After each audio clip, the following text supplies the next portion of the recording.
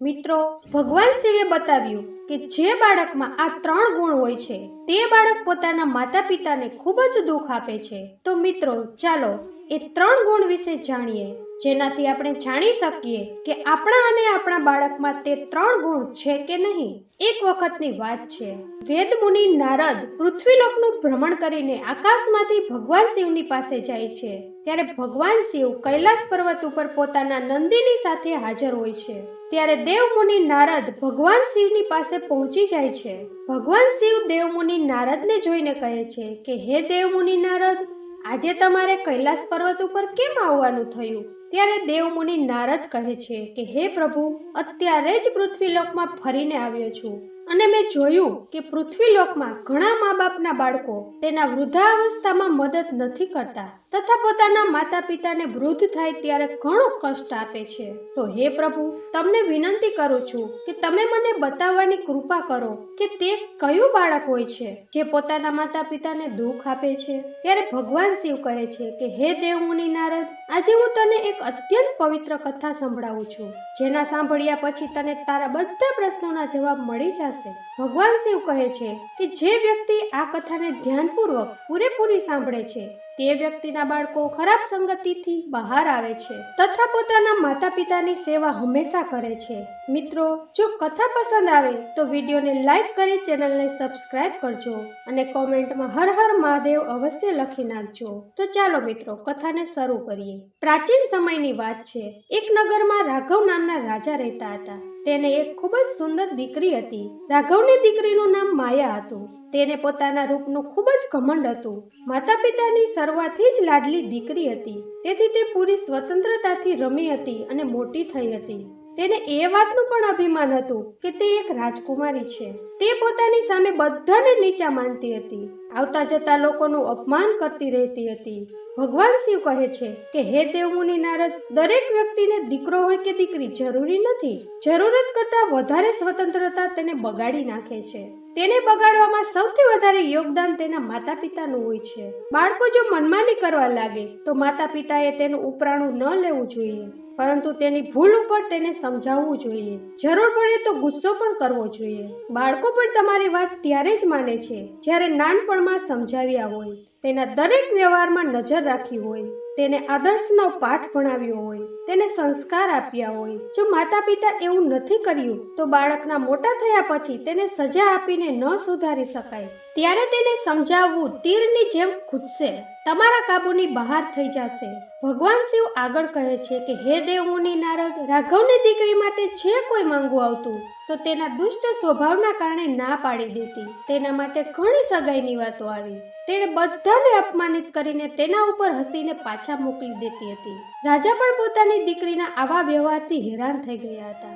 એક દિવસ રાજાએ પોતાની દીકરી માયા માટે રાજ્યમાં સ્વયંવરનું આયોજન કર્યું. ત્યાં ઘણા રાજ્યના રાજા મહારાજા સ્વયંવરમાં ભાગ લેવા આવ્યા.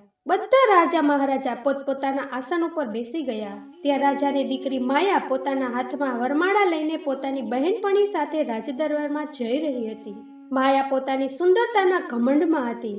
બધા રાજકુમારને જોતી જોતી આગળ ચાલતી હતી.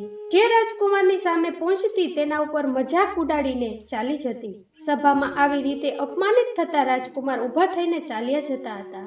રાજકુમારી એક જાડા રાજકુમારની સામે પહોંચી. તે જાડા રાજકુમાર ઉપર હસતા પોતાની બહેનપણીને કીધું કે આ મહાજન જુઓ, તેનું શરીર કેવું લાગે છે, જેવા કે કોઈએ લોટની બોરી રાખી દીધી હોય. તેના શરીર ઉપર ઘણા સમય સુધી હસતા રહ્યા. તે રાજકુમાર રાજકુમારીની વાતથી શરમાઈને ચાલ્યો ગયો. તેવી જ રીતે રાજકુમારી બીજા રાજકુમાર પાસે પહોંચી ગઈ. તે રાજકુમાર જોવામાં ઊંચો હતો. રાજકુમારી માયાએ પોતાના કટાક્ષ ભર્યા શબ્દોથી ખૂબ જ અપમાનિત કર્યા. જુઓ બહેનપણી, આ તો એક થાંભલો લાગે છે. તેને તો ચોકની વચ્ચે ઊભો રાખીને તેના ઉપર દીવો કરવો જોઈએ. રાજકુમારીના આવા શબ્દથી અપમાનિત થઈને તે પણ મોઢું ચડાવીને ચાલ્યો જાય છે. એક રાજકુમારની ઘણી મોટી દાઢી હતી. તેને જોઈને રાજકુમારી હસતા હસતા બોલી કે અરે બહેનપણી, અમારા પિતાએ તો સ્વયંવરમાં લાંબી દાઢીવાળા બકરાને પણ બોલાવી લીધા છે. તેની સાથે તો મારા પગના જૂતા પણ વિવાહ ન કરે. રાજકુમારીએ તેના રૂપ રંગ દાઢીની ખૂબ જ મજાક ઉડાડી, પરંતુ તે રાજકુમારને જરાય પણ ખરાબ ન લાગ્યું, કારણ કે તે રાજકુમારીને પ્રેમ કરવા લાગ્યો હતો. તે પણ દરબારમાંથી ઉઠીને ચાલ્યો ગયો. હવે તો રાજકુમારીએ એક એક કરતા બધા રાજકુમારને દરબારમાંથી અપમાન કરીને કાઢી મૂક્યા. તે વાત માયાના પિતા રાઘવને ખૂબ જ ખરાબ લાગી. રાજા વિચારવા લાગ્યા કે અમારા દરબારમાં આવેલા બધા મહેમાનનું અપમાન કર્યું છે, આને તેની દુષ્ટતાનો દંડ અવશ્ય મળશે. ગુસ્સામાં આખા દરબારમાં એ જાહેરાત કરી દીધી, મારી દીકરીના આવા વ્યવહાર પર ક્ષમા માંગુ છું, પરંતુ હું બધાની સામે એ જાહેરાત કરું છું કે હવે હું મારી આ દીકરીના લગ્ન કોઈ રાજકુમાર સાથે નહીં કરું, કોઈ ભિખારીની સાથે કરી દઈશ. તેની સાથે રહીને આ પણ ભીખ માંગીને ખાશે, જેથી તેને પોતાના વ્યવહાર ઉપર પસ્તાવો જરૂર થશે. રાજાની આવી જાહેરાત સાંભળીને રાજકુમારોએ રાજાના ખૂબ જ વખાણ કર્યા. બધા કહેવા લાગ્યા કે આવી અભ્રષ્ટ દીકરીની સાથે આવું જ થવું જોઈએ. આટલું બોલીને બધા રાજકુમાર દરબારમાંથી ચાલ્યા ગયા. ત્યારે ત્યાંથી ભજન ગાતા ગાતા એક ભિખારી નીકળ્યો. ભિખારીનો અવાજ સાંભળીને રાજાએ પોતાના સેવકને મોકલીને પોતાના દરબારમાં બોલાવ્યો. તે ભિખારીની ખૂબ જ દયનીય દશા હતી. તૂટેલા ફાટેલા કપડાં, તેના હાથમાં એક લાકડી હતી, લાંબી દાઢી હતી. તે ભિખારી રાજાની સામે ઊભો રહી ગયો અને પોતાના મધુર અવાજમાં ગીત ગાવા લાગ્યો. ભિખારીનું ગીત સાંભળીને રાજા ખૂબ જ ખુશ થયા. ખુશ થઈને રાજાએ ભિખારીને કહ્યું, હું તને ઇનામના રૂપમાં મારી દીકરી આપું છું. આજથી તે તારી પત્ની છે. તું તેને તારી સાથે લઈ જા.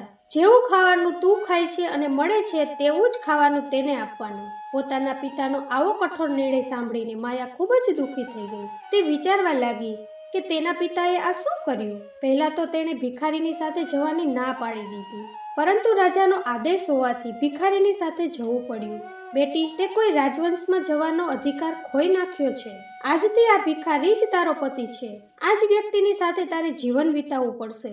જો તેને તે દગો આપ્યો, તેનો સાથ છોડ્યો, તો તને મૃત્યુ દંડ પણ આપવામાં આવશે. રાજાએ માયાના વિવાહ તે ભિખારી સાથે કરાવ્યા. ત્યારબાદ તેને પોતાના ઘરેથી વિદાય આપી દીધી. માયા રોતી રોતી ભિખારીની સાથે ચાલી ગઈ. ભિખારી ખુશી ખુશી તેને લઈને જંગલમાં ચાલ્યો ગયો. તે જંગલમાં એક ખૂબ જ સરસ ઝૂંપડી હતી. તે ઝૂંપડીની બાજુમાં આંબો વાવ્યો હતો. તે વૃક્ષ ઉપર ખૂબ જ કેરીઓ હતી અને પાકી ગઈ હતી. પછી રાજકુમારીએ અંદર જઈને જોયું તો ત્યાં મોટું ખેતર હતું. માયાએ તે ભિખારીને પૂછ્યું કે આ ખેતર કોનું છે? હે રાજકુમારી, આ ખેતર તે રાજકુમારનું છે જે દાઢીવાળા હતા.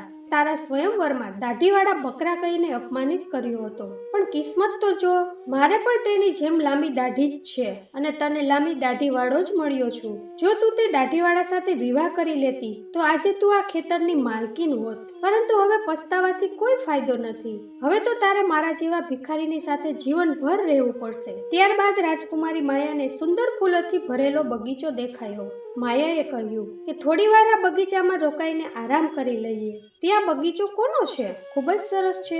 ભિખારીએ જવાબ આપ્યો કે આ બગીચો પણ તે જ દાઢીવાળા બકરાનો છે જેનું તે અપમાન કર્યું હતું. તેથી અહીંથી ઝડપથી ચાલો, નહીતર તે દાઢીવાળા રાજકુમારને ખબર પડી ગઈ તો તે આપણને અહીંથી ભગાડશે. વિચાર, જો તું તેની સાથે વિવાહ કરી લેતી તો આ બાગ પણ તારો જ હોત. મારા જેવા ભિખારી સાથે તારું ન આવવાનું થાત, પરંતુ તારું ઘમંડ જ તને અહીં લઈ આવ્યું છે. ત્યારે ભગવાન શિવ નારદને કહે છે કે આવી રીતે વાતો કરતા કરતા તે બંને આગળ ચાલ્યા ગયા. ખૂબ જ આગળ ચાલ્યા બાદ તે ખૂબ જ સરસ નગરમાં પહોંચી ગયા. એવું લાગતું હતું કે જાણે તે નગર કોઈ રાજાની રાજધાની હોય. માયાએ કહ્યું કે આ નગર ક્યાં રાજાનું છે? ભિખારીએ જવાબ આપ્યો કે આ નગર મારી નજરમાં તો એક રાજાનું છે, પરંતુ તારી નજરથી તો તે નગર તે દાઢીવાળા બકરાનું છે જેને તે આખી સભામાં અપમાન કર્યું હતું. જો તે તેની સાથે વિવાહ કરી લીધા હોત, જો તે તેની સાથે વિવાહ કરી લીધા હોત, તે નગરની રાણી હોત.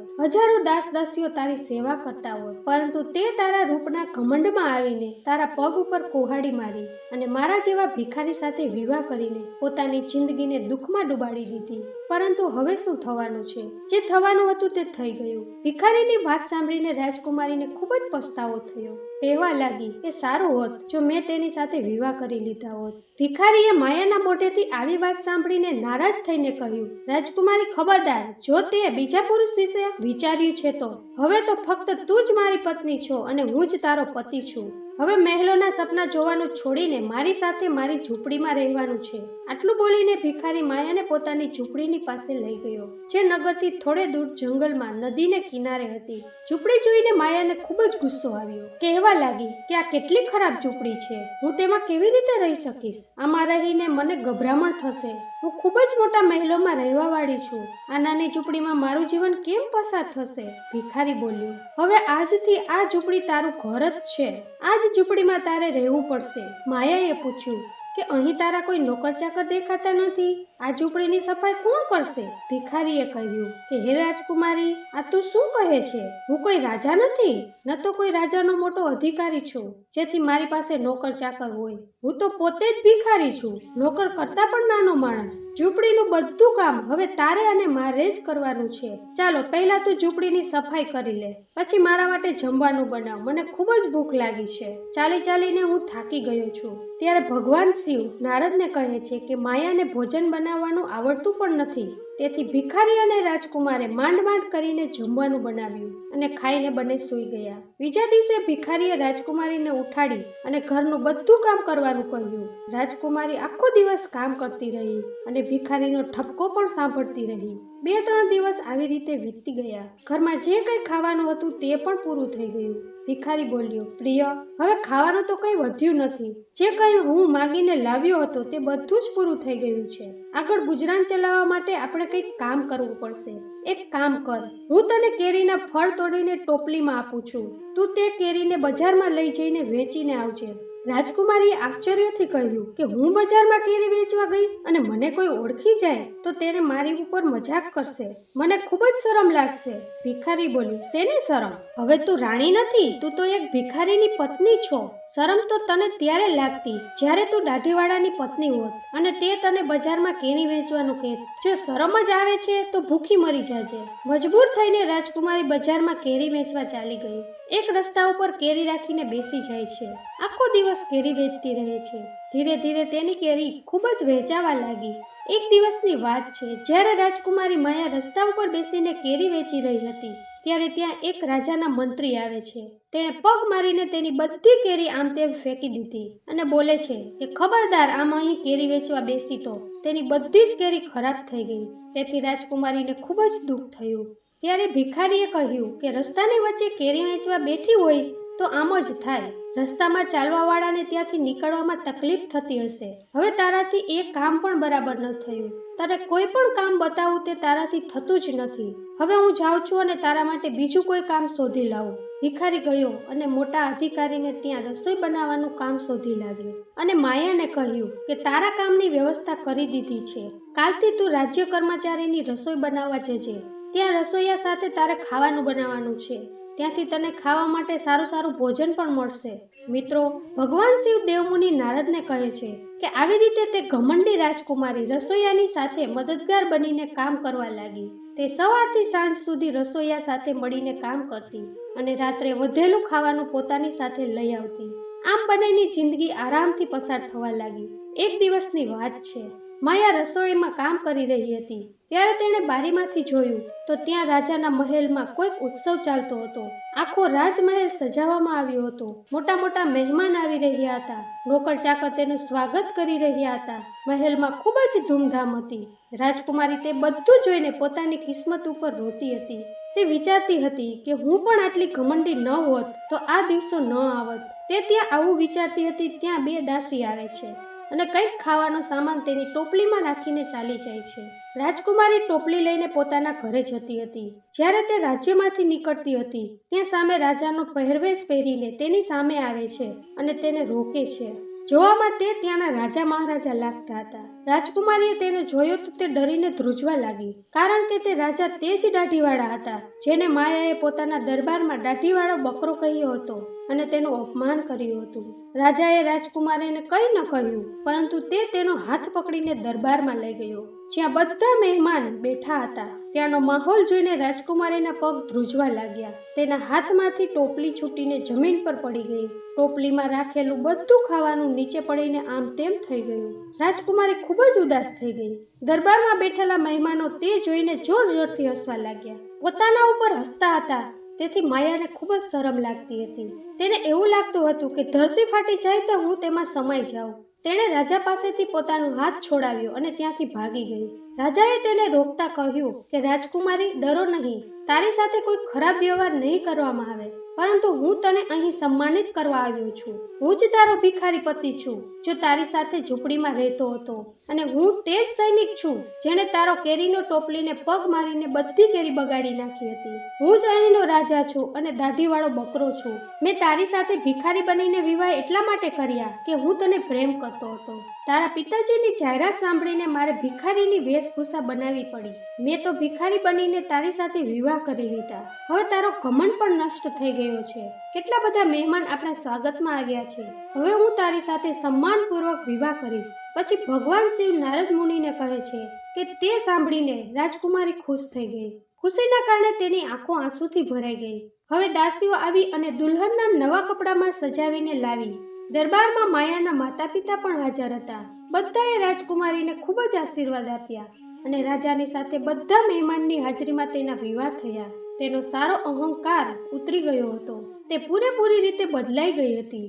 તેણે જીવન જીવવાની રીત શીખી લીધી હતી. મિત્રો, ત્યારે શિવ નારદ મુનિને કહે છે કે હે દેવ મુનિ નારદ, અત્યંત સુખ સુવિધામાં મોટા થયેલા મનુષ્ય સંસ્કારથી અપરિચિત રહી જાય છે, જે તેના જીવનમાં ખૂબ જ કષ્ટદાયક હોય છે.